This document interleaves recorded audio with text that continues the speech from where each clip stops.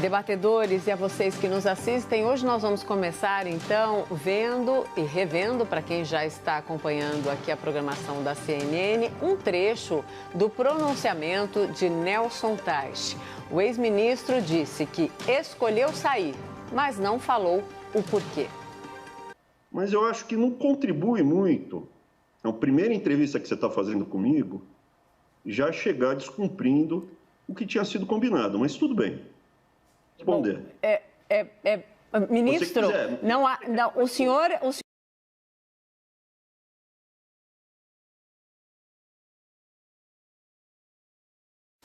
Então, as suas primeiras considerações, Caio, por favor. Bom, o ex-ministro da Saúde e qualquer pessoa que atue dentro da lei age corretamente ao orientar as suas ações de acordo com seus princípios e de acordo com as suas ideias. É claro que, havendo uma divergência fundamental entre ele e o presidente, é legítimo, perfeitamente legítimo, que ele peça demissão do cargo. Aliás, o Dr. Nelson Teich, ele fez isso de forma muito digna, sem inflamar os ânimos, sem atiçar polêmicas, né? Bem diferente do seu antecessor, que celebrou a sua demissão num ato aí de extrema hipocrisia, quebrando todos os protocolos de distanciamento social. Os mesmos protocolos que ele passou meses defendendo em rede nacional. De qualquer forma, é mais uma mudança sensível no Ministério da Saúde em plena pandemia. E aqui as críticas são tão óbvias, tão abundantes, que eu prefiro centrar o meu comentário na questão que motivou essa demissão, né, que é o uso da hidroxicloroquina nos primeiros estágios da infecção pela Covid-19. Né? Hoje eu tive contato aí com médicos brilhantes, incluindo profissionais da linha de frente do Hospital das Clínicas aqui em São Paulo, que é um centro nacional, né, de referência para tratamento de pacientes graves da Covid-19.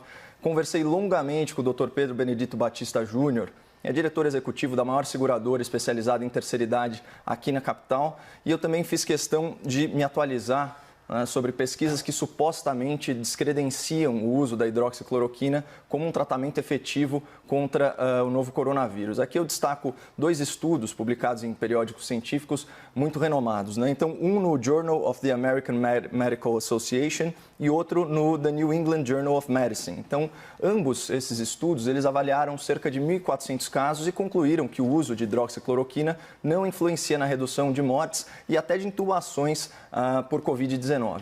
Mas esse mergulho um pouco mais profundo aí nos aspectos técnicos da pandemia, só confirmou o que eu ouvi de uma série de profissionais da saúde. Medicina não é uma ciência exata e não há muitas certezas sobre esse novo vírus. Por isso, eu vou me fiar no aspecto empírico dessa questão polêmica e focar na experiência prática. Até porque nós temos um caso de sucesso do uso da hidroxicloroquina em larga escala aqui mesmo na cidade de São Paulo. A maior operadora de planos de saúde para a terceira idade aqui da capital possui 460 mil idosos segurados. Desses 460 mil idosos, 117 mil têm 79 anos ou mais. E vamos lembrar, né, segundo a OMS, a taxa de mortalidade da Covid-19 para essa faixa etária é de 15%. Ou seja, se todos esses idosos contraíssem Covid, haveria 17.500 óbitos só acima de 79 anos, isso sem falar nas internações. Pois bem, então dos seus 8 hospitais, essa rede privada disponibilizou 3 unidades integralmente dedicadas para casos de Covid-19. Então são mais de 300 atendimentos por dia de pacientes idosos com suspeita da doença. Mas surpreendentemente, há menos de 100 leitos de UTI dedicados a esses pacientes. E a taxa de mortalidade nessa população mais vulnerável que eu falei, ela não é de 15%, é de menos de 10%. Então o que eles estão fazendo de tão diferente e melhor? Né? Essa operadora estabeleceu um protocolo de tratamento precoce para sintomáticos de Covid-19. E esse tratamento precoce inclui, sim, o uso combinado de hidroxicloroquina e antibiótico azitromicina, além de uma suplementação para fortalecer a imunidade do paciente com vitamina D, zinco, ferro e aminoácidos. E aqui a questão do timing é fundamental. A Covid-19 é uma doença que tem tratamentos distintos conforme a fase da doença, né? E esse tratamento precoce tem que ser ministrado no surgimento dos primeiros sintomas, antes mesmo do resultado dos testes, que leva muitos dias para ficar pronto, pelo menos hoje em dia. E vamos parar para pensar, né? Só em uma cidade você tem 460 mil idosos sob a sua responsabilidade, sendo 117 mil idosos acima de 79 anos. 2/3 das infecções na quarentena se dão em casa. Então, o contágio é praticamente inevitável. Esse sistema ele tinha tudo para colapsar, mas ele está funcionando com tanta margem de segurança que a operadora montou um hospital de mais de 500 leitos que ainda não foi utilizado. Então, assim, a hidroxicloroquina está longe de ser a cura para a Covid-19, né? E o alcance da sua eficácia vai depender de muito estudo. Mas a gente não pode se dar ao luxo de descartar experiências que trazem indícios de sucesso num momento tão grave como esse. Agora, suas primeiras considerações, Augusto, por favor. Boa noite a todas e todos.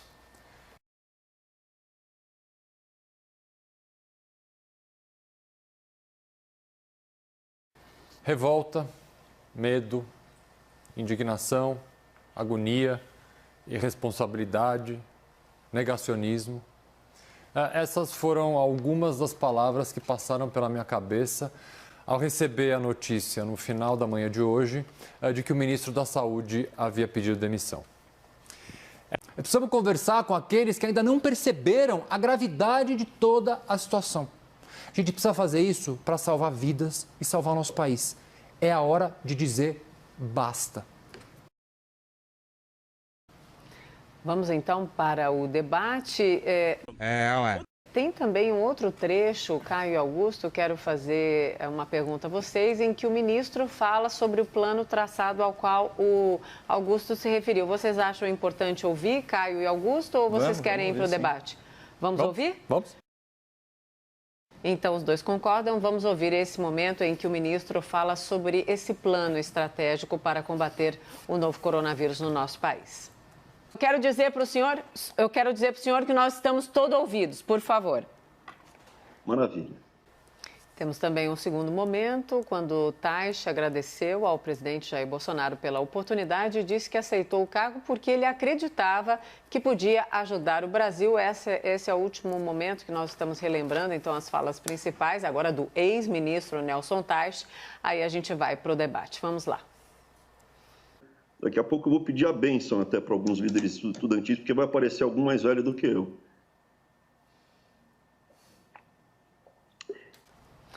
Vamos lá, então, ao debate. Augusto e Caio, vocês falaram, né? Eu não aceitei ao Covid, enfim, teve ali um ato falho, mas vamos, então, com todos os argumentos para o debate. Augusto e Caio, por favor. Caio? Claro. Bom, só comentando a fala inicial que foi exibida aí para o nosso espectador sobre o plano estratégico. Eu acho que isso é muito importante. O doutor Augusto já tinha trazido isso nos comentários iniciais dele. Eu acho que são dois aspectos que a gente tem que atentar e a gente espera, né, justamente para que não ocorra mais atrasos, mais delongas, né, no enfrentamento da pandemia, que essa articulação, essa transição seja feita da forma mais eficiente possível e que o trabalho feito até aqui ele seja muito bem aproveitado. Em primeiro lugar, o incremento na capacidade dos sistemas de saúde, né? Ele falou que o mundo, de fato, passa aí por uma grande crise também na questão da logística e na produção e na aquisição de uma série de insumos médicos, né? Esse é um ponto.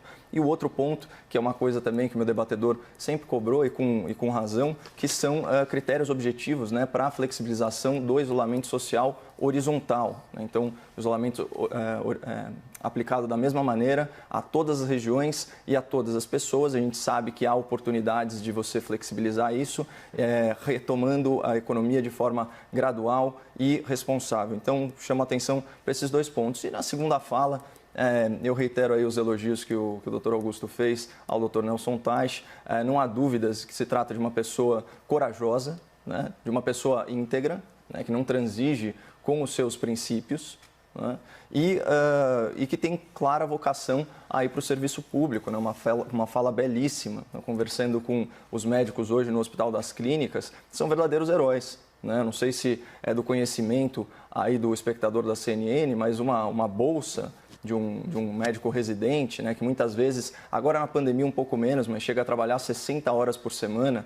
O Ministério da Saúde recomenda aí turnos máximos semanais aí de 24 a 36 horas, mas são médicos que recebem aí R$ 2.900. Agora estão recebendo mais R$ 600 de auxílio do governo, eles estão aí se expondo a risco, expondo as próprias famílias a risco na linha de frente, né, da batalha contra a Covid. Então, eu acho importante pontuar também esse aspecto da vocação para o serviço público e desejo todo o sucesso do mundo aí ao ex-ministro.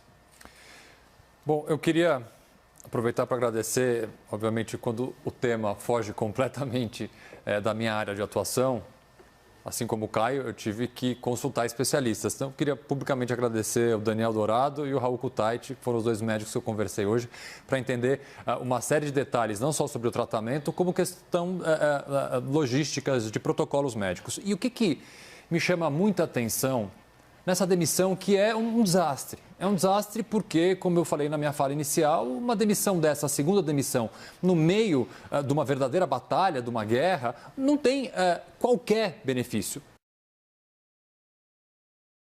Confirma que o medicamento não é efetivo no tratamento da doença. Então, se nós temos, assim, estudos completamente compromissados com a ciência fazendo essa afirmação, volto a não entender a insistência do governo federal em incluir este tratamento nos protocolos oficiais, mais ainda, desde os estágios iniciais da doença, o que é bastante pouco recomendável, inclusive para os médicos que ministram essa droga em estágios mais avançados e mais graves da doença. Bom, eu acredito que a intenção do presidente da República em incluir isso no tratamento precoce não seja a científica, né? Já que eu mesmo citei os estudos e você falou, eu acredito que você esteja se referindo aí ao estudo da New England, né?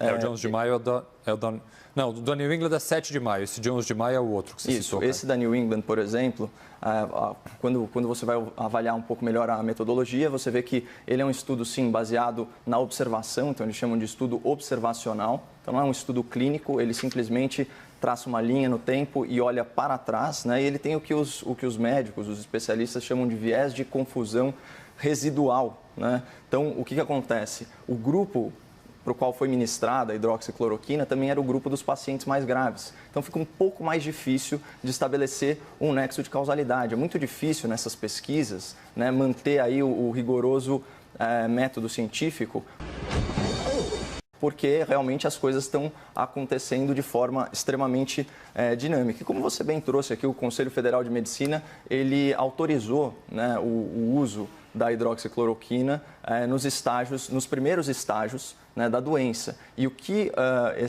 vamos dizer assim, essa atividade clínica, né, que eu trouxe aqui para o espectador da CNN na minha primeira fala, ela está dando a entender é que justamente nos primeiros dias da doença, né, que a hidroxicloroquina combinada com a azitromicina e também com esse coquetel, vamos dizer assim, né, para reforçar a imunidade do paciente, ele tem resultados expressivos. E eu não poderia concordar mais contigo, doutor, quando você fala em despolitizar, né, a pandemia, o vírus, o que quer que seja, e inclusive propor uma parceria mais robusta aí entre o setor público e o setor privado. Vamos lembrar que o setor privado ele tem outros tipos de incentivo, né, para resolver o problema, inclusive incentivo financeiro, incentivo de gestão. Uma crise dessa, ela tem potencial de quebrar empresas, operadoras de plano de saúde, seguradoras e por aí vai. Então você tem mentes brilhantes trabalhando não apenas pela questão humanitária, mas até pela sua própria subsistência, né, enquanto negócio, o que é muito diferente do tipo de motivação dos nossos políticos, especialmente esses políticos que estão aproveitando o estado de calamidade pública para fazer toda a sorte aí de superfaturamento e de contratação fraudulenta. Mas eu queria só voltar aqui para a minha fala inicial sobre os protocolos de tratamento. Então, fazer essa distinção que é muito importante. Você tem aquele paciente inicial com sintomas leves. Aí você faz a coleta de exame, já inicia a medicação, né? No caso da rede privada, ele já tem o que deveria existir no sistema público, que é o prontuário unificado, você já tem o histórico de eletrocardiograma, isso minimiza inclusive a chance de efeito colateral de arritmia da hidroxicloroquina, né? E você tem o kit ao qual eu já me referi, ele é quase um kit, chega a ser quase um kit profilático, porque você ainda não tem a confirmação do exame. E tem uma outra situação, que é o paciente que chega no hospital já com sintomas moderados, né? Então, como que você mede isso essencialmente num paciente idoso? Pela saturação, né, da respiração dele. Se ele chega desaturado, ele já vai direto para a tomografia, para verificação daquele padrão lá de vidro fosco e aí, obviamente, precisa de uma avaliação presencial um pouquinho mais detida, né, para ver como que esse paciente vai ser encaminhado. E o pessoal dessa rede seguradora, eles foram muito claros. Olha, essa medicação de hidroxicloroquina não é para a fase hospitalar. Na fase hospitalar, você vai tratar com imunobiológicos, corticoides, heparina, né, que é um anticoagulante. Eu conversei com o pessoal do Hospital das Clínicas, eles falaram a mesma coisa. Tem antirretrovirais que são muito potentes. E esse tratamento, ele é caríssimo comparado com o tratamento à base de azitromicina e hidroxicloroquina.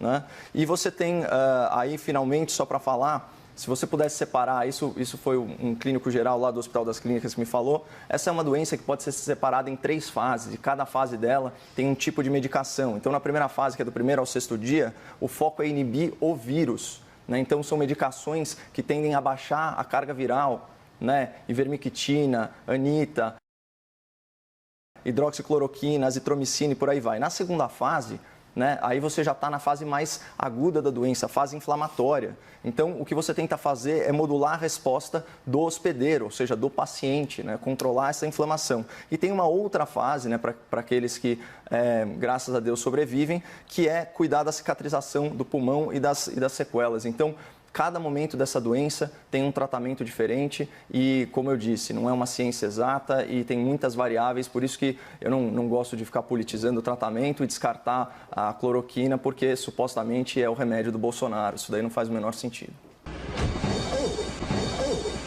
Augusto, por favor. É o remédio do Bolsonaro e do Maduro, né?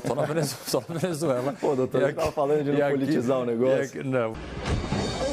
Vamos lá, o Caio estudou bastante, eu estou quase médico já. Deixa eu trazer uma pimenta aqui, só para ver se a gente debate algum pouquinho. A gente não está pensando o impacto, por isso que eu acho uma absoluta contradição essa postura do governo federal, o impacto econômico da demissão do ministro. Por que o impacto econômico? A economia ela não vai sobreviver e não vai reagir simplesmente em razão da abertura de determinados ramos de atividade econômica.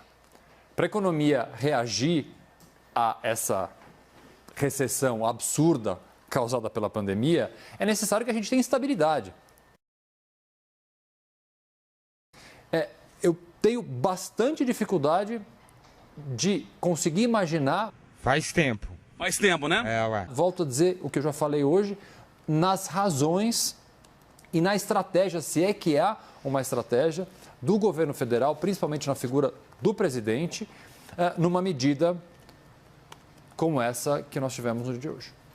Olha, bom, a gente diverge em relação em relação à natureza das motivações do presidente, porque, como eu disse, não é científico apostar na hidroxicloroquina. Eu também acho que não é, mas vamos saber um protocolo só. Não, então, mas é uma medicação aí utilizada amplamente no Brasil há 70 anos. Na verdade, é uma medicação utilizada por todas as nações do mundo.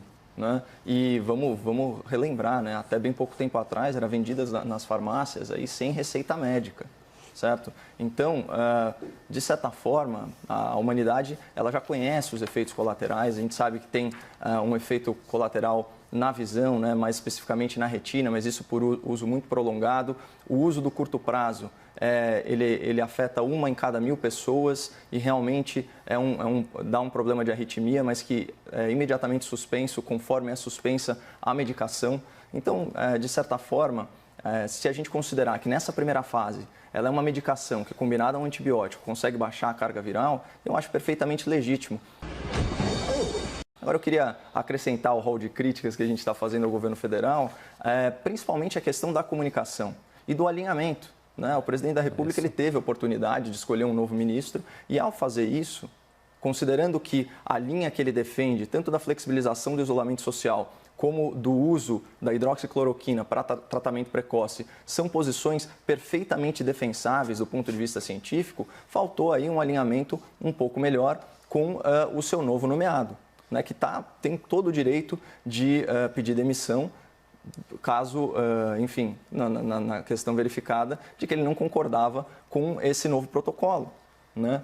Mas esse tipo de atraso, e até que pode ter essas consequências econômicas todas que o Dr. Augusto elencou, isso daí tem que ser evitado, né? A gente já passou dessa fase, se é que ela existiu em algum momento. Mas eu queria também destacar aqui para o espectador que alguns estados no Brasil, como é o caso da Bahia, agora tardiamente o Maranhão, mas também o Ceará, Piauí, até Rio Grande do Sul, eles já liberam de alguma forma ou indicam hidroxicloroquina para tratamento precoce, né? E o Dr. Augusto brincou aí com o Nicolás Maduro, a Bahia também não é exatamente um estado liberal nem conservador, né? Um estado governado pela esquerda.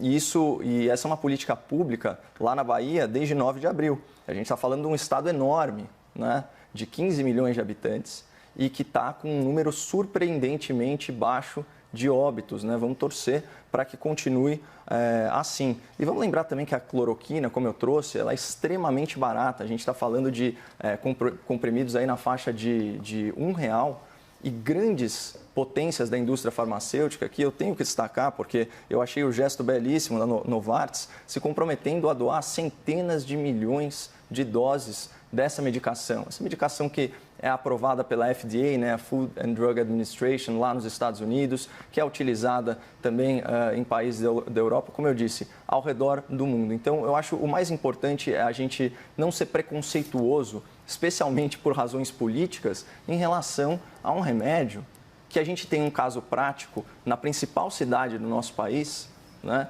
com vamos dizer assim, uma amostragem muito significativa de pelo menos 460 mil pessoas dentro do grupo de risco, né? E isso está funcionando.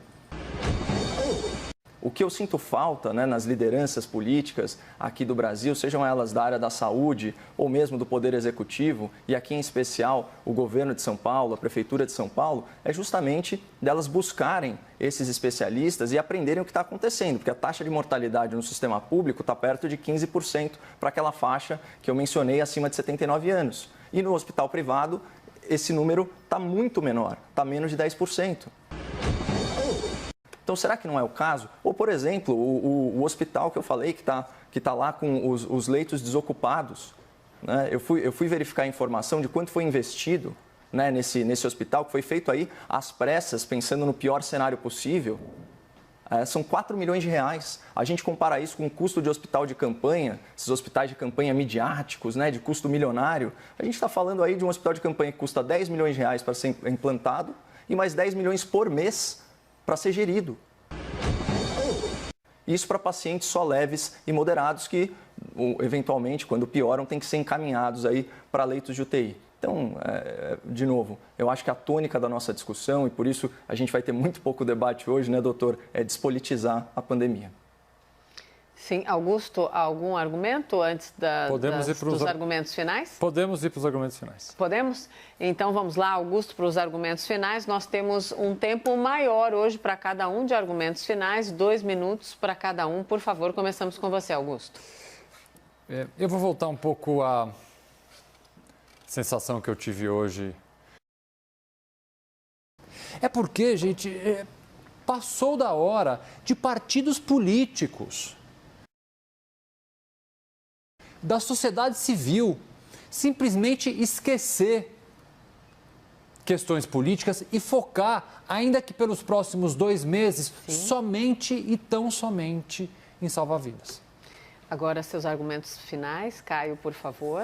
Vou aproveitar a carona, então, nesse tema das restrições ainda mais rigorosas, né, da quarentena. Eu acho que, de certa forma, o Dr. Augusto, com a elegância habitual, está preparando aí os ouvidos, principalmente dos nossos espectadores paulistas, para o anúncio, né, essa tragédia anunciada, o anúncio do lockdown na segunda-feira. Existe um rumor muito grande aqui nos bastidores da imprensa de que isso vai acontecer. Isso seria um tremendo retrocesso, né, na questão do respeito às liberdades individuais e um retrocesso maior ainda na questão da politização da pandemia. Eu queria lembrar ao espectador que o isolamento social ele não é um fim em si mesmo, né? Ele serve a um propósito, certo? Então, de que adianta você querer aumentar as taxas de isolamento social, mas aumentar as aglomerações no transporte público? Né? De que adianta você restringir a liberdade das pessoas se o sistema de saúde não está saturado? Aliás, como que você vai persuadir 46 milhões de pessoas a ficarem não só enclausuradas na própria casa, mas também com uma série de outras restrições na sua liberdade de ir e vir, se você é incapaz de mostrar uma planilha, né, com a ocupação de leitos, quantas pessoas tiveram alta, quantos leitos estão ocupados?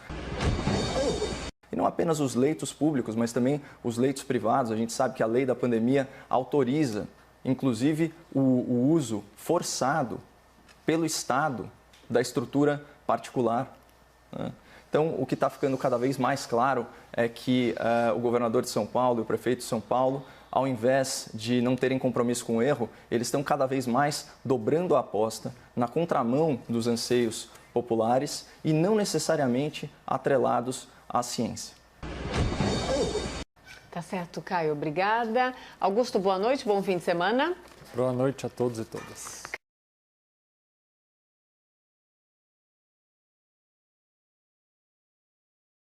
Caio, boa noite, bom fim de semana a todos. Boa noite, Monalisa, boa noite, segunda-feira. doutor, boa noite, espectador da CNN. Isso aí, segunda-feira iremos nos rever. Lembrando a todos vocês que todas as edições do Grande Debate